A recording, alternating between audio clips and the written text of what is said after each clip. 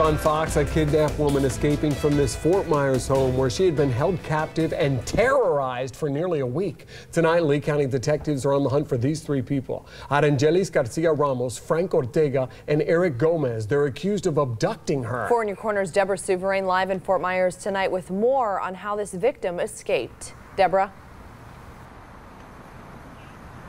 Amy and Patrick, it was a horrifying 5 days for the victim. A source close to the investigation tells us she still had zip ties around her wrists when she broke free. Now, I got a chance to speak to the man who helped her after she escaped. I can't discuss what we talked about because it's still part of the investigation, but I can tell you he says he's relieved knowing he was able to help.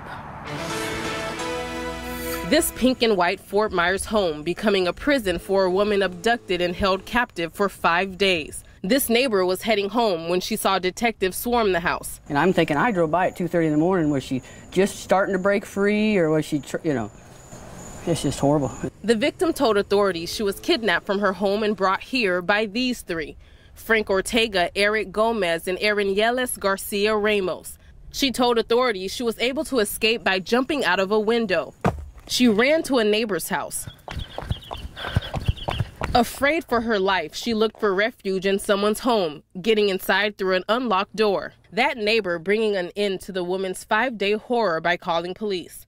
He was, getting up and making coffee, and all of a sudden, Trisha finds it hard to believe this all happened just a few feet from her home. Now she's just hoping detectives will track down the people she once knew as neighbors. We're all horrified that, somebody went through such a horrible thing. And for 5 days. I couldn't imagine what she went through.